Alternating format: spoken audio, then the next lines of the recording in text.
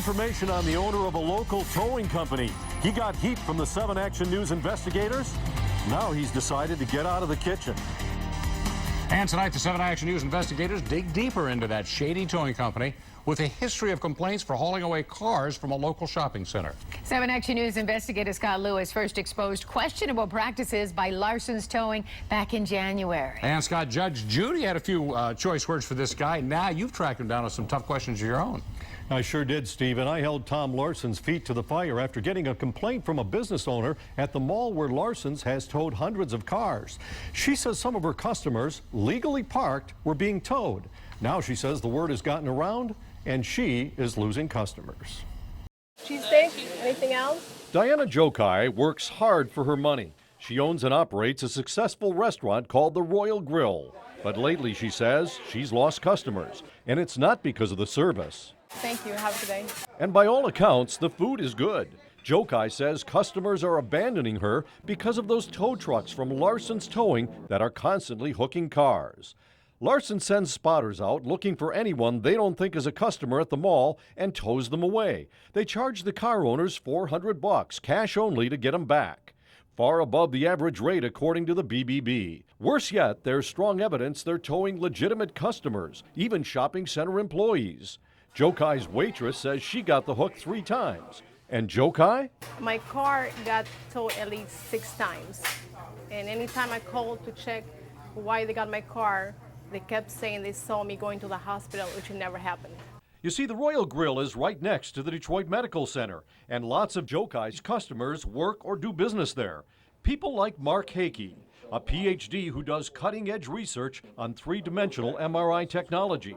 The Royal Grill used to be his favorite haunt until he and his secretary went there for lunch one day and came out 30 minutes later to find his car had been towed. And to me, it seems like somebody basically stole my car. On top of that, Hakey says, his all-wheel drive Infiniti was improperly towed, and it did $4,000 worth of damage. So I had to get my car repaired. It took 3 weeks to get all the parts in for this. Hakey says he has plenty of witnesses to put him at the restaurant, even a time-stamped receipt. Jokai says she knows of at least 2 others who were towed while eating at a restaurant. One of them got a problem. They'll tell all the friends around. And then it really affects us in a bad way. Especially when it gets national TV exposure. One of Jokai's customers sued the owner of Larson's Towing and wound up in front of America's most famous judge. Was she in the wrong place at the wrong time? You towed her car. Yes, we did. Or in the right place for a scam? Judge Judy came down hard on owner Tom Larson. She awarded the customer $1,500, even more than she asked for. And you had no right to tow her car at all.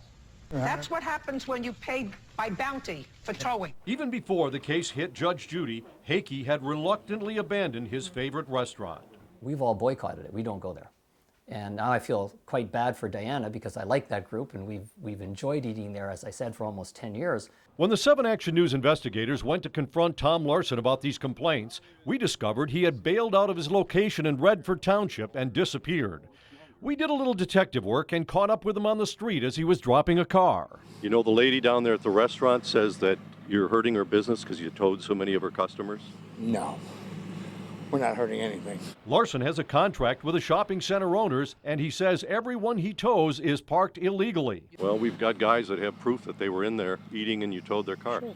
That's what they all say. They all went to the restaurants and everything else, but 99% of them went to the restaurant after the fact. And Larson's got hammered by Judge Judy, who said she was really impressed with the evidence presented against him. Judge Judy is nothing but drama TV.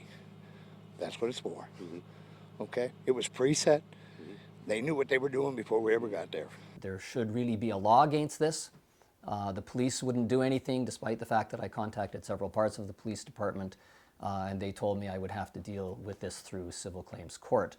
So why did Larson leave his location in Redford Township? We found out he moved in a hurry just before court bailiffs showed up to evict him. He left this place a mess, man. He did? And he left owing a pile of money in back rent. According to this court record, Larson owed nearly $12,000. And that 12 grand is just the beginning. We discovered there are a lot of people who say Larson stiffed them, including some of his own employees. Tonight at 11, my investigation continues. Why is a guy who's hauling in a lot of cash having trouble paying his bills. Well, Scott, I was curious, getting back to the restaurant owner, you said she was towed like 6 times, and employees, their customers, did they ever end up having to pay when they're there legitimately? They didn't have to pay. It was obviously they were legally parked because they worked there, and the waitress told me on 2 of the 3 occasions she actually caught him before he left the lot and made him drop her car. Oh, wow. So that was at least some good news. At least they didn't get nailed for the money. All right, we'll see you tonight at 11 o'clock, Scott. Thanks. Thanks.